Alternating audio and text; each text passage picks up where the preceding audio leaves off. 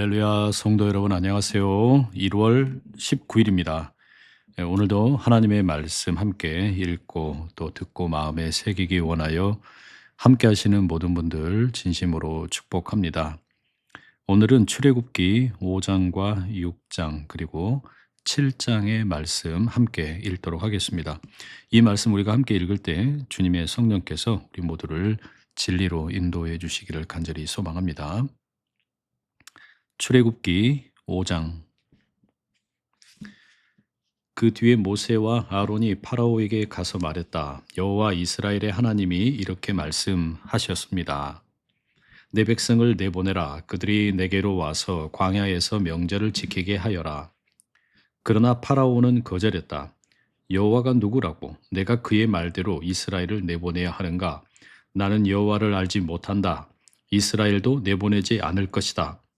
모세와 아론이 다시 말했다. 히브리 사람들의 하나님이 우리를 만나 주셨습니다. 우리가 3일 길을 걸어 광야로 가서 여호와 우리 하나님께 희생 제물을 드리게 해 주십시오. 그렇지 않으면 여호와께서 돌림병이나 칼로 우리를 덮치실 것입니다. 이집트의 임금이 그들을 꾸짖었다. 모세와 아론아, 너희는 왜 백성이 그들의 일을 못하게 하느냐? 가서 너희 할 일이나 해라. 파라오가 또 말했다. 이봐, 지금 이 땅에 백성이 많은데 너희는 그들이 일을 쉬게 하려는 것이지.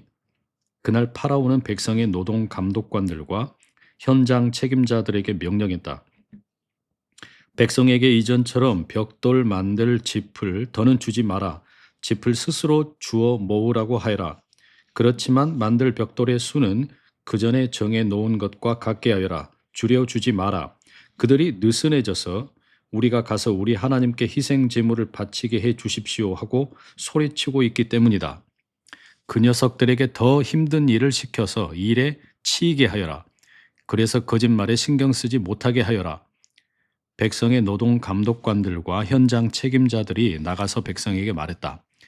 파라오가 이렇게 말씀하셨다. 내가 너희에게 짚을 주는 일은 없을 것이다. 짚을 찾을 수 있는 곳이면 어디든지 너희가 직접 가서 짚을 구해오너라.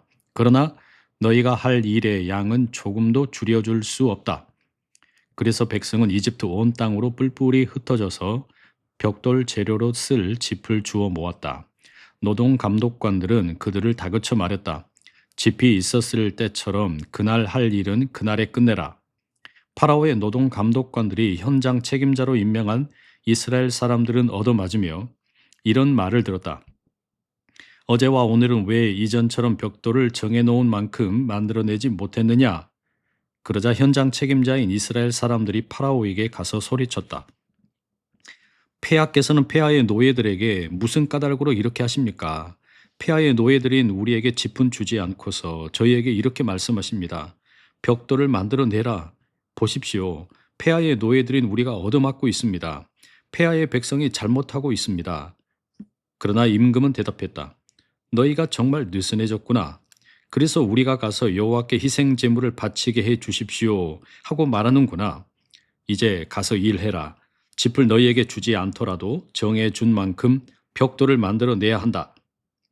현장 책임자인 이스라엘 사람들은 자신들이 어려운 형편에 빠진 것을 깨달았다. 날마다 만들어내야 할 벽돌의 수를 너희가 줄여서는 안 된다 하는 말을 들었기 때문이다. 현장 책임자들이 파라오에게서 물러나오다가 자기들을 만나려고 서 있는 모세와 아론을 마주쳤다. 그들은 모세와 아론에게 이렇게 쏘아붙였다. 여호와께서 당신들을 내려다보고 판가름을 해주실 것이요. 당신들이 우리를 파라오와 그의 신하들에게 미움을 받게 했소. 우리를 죽이도록 그들의 손에 칼을 쥐어 주었소. 그러자 모세는 여호와께로 돌아와서 여쭈었다. 주님, 이 백성을 왜 어려운 형편에 빠지게 하셨습니까? 도대체 왜 저를 보내셨습니까? 제가 파라오에게 가서 주님의 이름으로 말한 때로부터 그가 이 백성의 형편을 더욱 더 어렵게 합니다. 그런데도 주님은 주님의 백성을 빼내어 주지 않고 계십니다. 아멘. 출애굽기 6장입니다. 여호와께서 모세에게 대답하셨다. 이제 너는 내가 파라오에게 어떻게 하는지 보게 될 것이다. 내가 그를 강한 손으로 몰아붙여 이스라엘을 내보내게 할 것이다. 내가 그를 강한 손으로 몰아붙여 그의 땅에서 이스라엘을 내쫓게 할 것이다. 하나님이 모세에게 말씀하셨다. 그에게 이르셨다. 나는 여호와다. 아브라함과 이삭과 야곱에게는 내가 엘샷다이 전능하신 하나님으로 나를 나타내 보여주었다. 그렇지만 여호와라는 이름으로는 그들에게 나 자신을 알려주지 않았다. 또한 나의 언약을 그들과 세워서 그들이 나그네로 살던 땅인 가나안 땅을 그들에게 주기로 했다. 이제 또한 이집트 사람들이 노예로 부리고 있는 이스라엘 사람들의 신음소리를 내가 직접 듣고는 나의 언약을 기억했다. 그러므로 이스라엘 사람들에게 이렇게 전해 주어라. 나는 여호와다. 너희를 이집트의 힘든 일에서 빠져나오게 하고 너희를 노예 살이하는 데서 빼내어 줄 것이다. 내 팔을 펴고 무거운 형벌을 내려 너희를 구해낼 것이다. 내가 너희를 나의 백성으로 삼고 나는 너희의 하나님이 될 것이다. 그러면 너희가 알게 될 것이다. 내가 여호와 너희의 하나님이라는 것을. 내가 너희를 이집트의 힘든 일에서 빠져나오게 할 것이다. 아브라함과 이삭과 야곱에게 주기로 내가 손들고 굳게 약속한 땅으로 너희를 데려갈 것이다. 그 땅을 너희에게 주어 차지하게 할 것이다. 나는 여호와다. 모세는 이스라엘 사람들에게 그렇게 전해 주었다. 그러나 그들은 모세의 말을 듣지 않았다.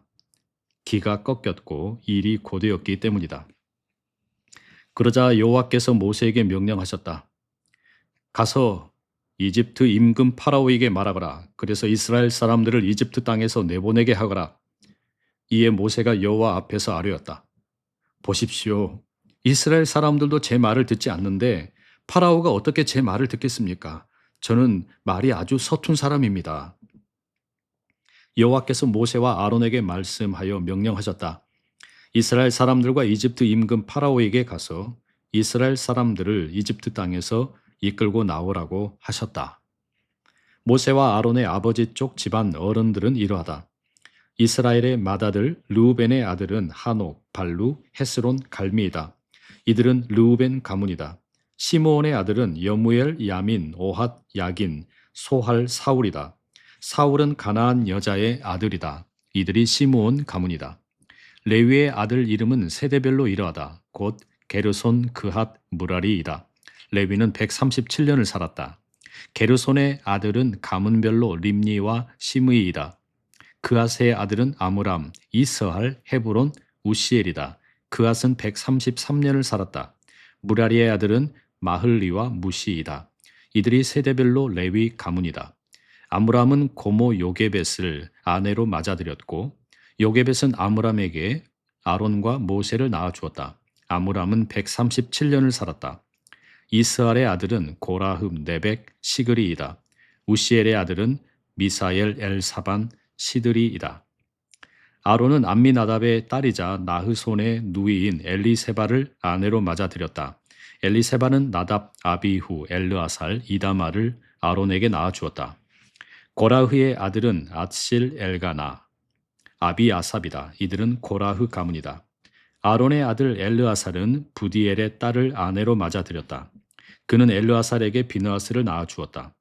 이들이 가문별 레위 집안의 어른들이다. 바로 이 아론과 모세가 여호와께로부터 이스라엘 사람들을 이집트 땅에서 군대 조직으로 나누어 이끌어내라는 명령을 받은 사람들이다. 이집트 임금 파라오에게 가서 이집트에서 이스라엘 사람들을 데리고 나가게 해달라고 말했던 사람도 바로 이 모세와 아론이었다. 이집트 땅에서 여호와께서 모세에게 말씀하시던 그날에 있었던 일이다. 여호와께서 모세에게 말씀하셨다. 나는 여호와다. 내가 너에게 말하는 것을 이집트 임금 파라오에게 모두 말해 주어라. 그러자 모세는 여호와 앞에서 아뢰었다. 저는 말이 아주 서툰 사람인데 파라오가 어떻게 제 말을 듣겠습니까? 아멘. 출애굽기 7장. 여호와께서 모세에게 말씀하셨다. 보아라, 내가 너를 파라오에게는 신처럼 보이게 해주마. 너의 형 아론은 너의 예언자가 될 것이다. 내가 너에게 명령한 것을 너는 아론에게 모두 말해 주어라. 너의 형 아론이 파라오에게 이스라엘 백성을 이집트 땅에서 내보내라고 말할 것이다. 그러나 내가 파라오의 마음이 다치게 하고 내가 이집트 땅에 증표와 기적을 많이 일으킬 것이다. 파라오가 너희의 말을 듣지 않으면 내가 나의 손으로 이집트를 칠 것이다. 나의 군대, 나의 백성 이스라엘 사람들을 이집트 땅에서 데리고 나올 것이다. 무거운 형벌을 내려 그렇게 할 것이다. 그러면 이집트 사람들은 내가 여호와인 것을 알 것이다. 내가 나의 손을 뻗어 이집트를 치고 이스라엘 사람들을 이집트에서 데리고 나올 때 말이다. 모세와 아론은 여호와께서 그들에게 명령하신 대로 했다. 그들이 파라오에게 말할 때 모세가 80세이고 아론이 83세였다. 여호와께서 모세와 아론에게 말씀하셨다. 파라오가 너희에게 기적을 보여다오 하고 말한다면 모세 너는 아론에게 형님의 지팡이를 잡아 파라오 앞에 던지세요 하고 말하거라. 지팡이가 뱀이 될 것이다. 그래서 모세와 아론은 파라오에게 가서 여호와께서 명령하신 대로 했다. 아론이 그의 지팡이를 파라오와 그의 신하들 앞에 던졌더니 지팡이가 뱀이 되었다. 그러자 파라오도 지혜로운 사람들과 마법사들을 불러들였다. 이집트의 마술사들도 그들의 비법으로 똑같이 했다. 그들이 저마다 지팡이를 던지자 지팡이가 뱀이 되었다. 그렇지만 아론의 지팡이가 그들의 지팡이를 삼켜버렸다. 그래도 파라오의 마음이 닫혀버려서 모세와 아론의 말을 듣지 않았다. 여호와께서 말씀하신 대로였다. 여호와께서 모세에게 말씀하셨다. 파라오의 마음이 닫혀 백성 내보내기를 마다하는구나. 아침에 파라오에게 가거라. 거기 물가로 그가 나올 것이다. 너는 나일강가에서 서 있다가 그를 만나라. 뱀으로 바뀌었던 지팡이를 손에 잡아라. 그러고는 그에게 말하거라. 여호와 히브리 사람들의 하나님이 나를 폐하에게 보내셔서 말씀을 전하게 하셨습니다. 내 백성을 내보내어 그들이 광야에서 나를 예배하게 하여라. 그러나 네가 아직 듣지 않는구나 라고요. 여호와께서 이렇게 말씀하셨습니다. 이것으로 내가 여호와인 것을 네가 알 것이다. 자, 내가 내 손에 있는 지팡이로 나일강 물을 칠 것이다. 그러면 그 물이 피로 바뀔 것이다. 나일강의 물고기가 죽고 나일강이 고약한 냄새를 풍겨서 이집트 사람들은 나일강 물을 마시려고 하지 않을 것이다. 여호와께서 모세에게 말씀하셨다. 아론에게 말하거라. 지팡이를 잡고 손을 이집트의 물 위로 뻗으시지요. 강과 운하와 늪 위로 온갖 물 고인대 위로 뻗으시지요. 그러면 물이 피가 되고 이집트 온 땅과 나무 그릇과 돌 항아리에 피가 있을 것입니다. 모세와 아론은 여호와께서 명령하신 대로 했다. 아론이 지팡이를 들어 올려서 파라오와 그의 신하들 눈앞에서 나일강 물을 치자 나일강 물이 온통 피로 바뀌었다. 나일강의 물고기가 죽고 나일강이 고약한 냄새를 풍겨서 이집트 사람들이 나일강 물을 마실 수 없었다. 이집트의 온 땅에 피가 있었다. 그런데 이집트의 마술사들도 비법으로 똑같이 했다. 그러자 파라오의 마음이 닫혀버려서 모세와 아론의 말을 듣지 않았다. 여호와께서 말씀하신 대로였다. 파라오는 돌아서서 왕궁으로 들어갔다. 그러고는 이 일에 마음을 쓰지 않았다. 이집트 사람들은 모두 나일강 둘레를 파서 마실 물을 얻으려고 했다. 나일강의 물을 마실 수 없었기 때문이다. 여호와께서 나일강을 치신 뒤로 7일이 지나갔다. 아멘. 성도 여러분, 오늘 우리가 출애굽기 5장에서 7장의 말씀 함께 읽었습니다. 이 가운데 한 3가지 정도 묵상을 돕는 질문 나누고자 합니다. 특별히 출애굽기 5장 그리고 6장의 앞부분의 내용을 보게 되면 모세가 하나님의 말씀에 순종하여 파라오에게 나아갔을 때 이스라엘 백성의 현실이 오히려 더 악화되었습니다.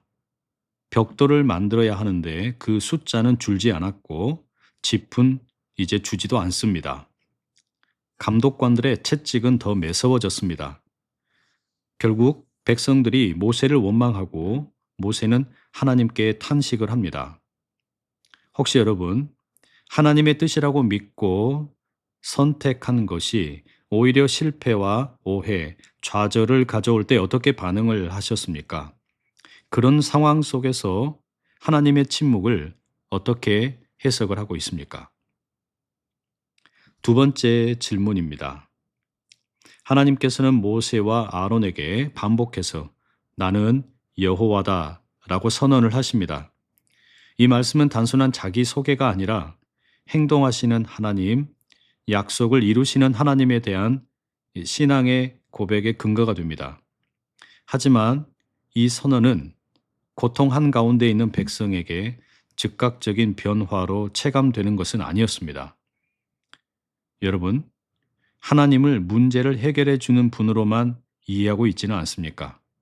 아니면 고난의 시간 속에서도 언약을 지키시는 분, 신실하신 하나님으로 신뢰하고 있습니까? 마지막 세 번째, 이런 질문과 함께 묵상을 나눠보면 좋겠습니다. 모세와 아론이 파라오를 찾아갔습니다. 그리고 지팡이를 그들 앞에 던졌을 때 뱀으로 변하는 이적이 나타났습니다. 하나님의 표적이 나타났음에도 불구하고 파라오의 이 마술사, 마법사들도 유사한 기적을 보여줍니다. 그랬더니 파라오의 마음이 완악합니다. 하나님의 능력은 분명했지만 세상의 모방과 왜곡이 사람의 눈을 혼란스럽게 만들었습니다. 여러분, 하나님의 말씀이 이 세상과 비교했을 때 즉각적인 우위를 보이지 않을 것 같을 때 여전히 말씀을 신뢰하고 계십니까? 아니면 눈앞의 결과와 다수의 해석으로 인해 마음을 빼앗기고 있지는 않습니까? 오늘 이와 같은 질문들을 가지고 말씀을 묵상하며 말씀 속에 머무르는 그런 귀한 날 되시기를 축복합니다. 성도 여러분, 오늘도 하나님의 말씀 함께 읽고 또 듣고 마음에 새겨주심에 감사드립니다. 남은 하루도 주님과 동행하는 귀한 날 되시고 내일 다시 만나 뵙겠습니다. 사랑하고 축복합니다.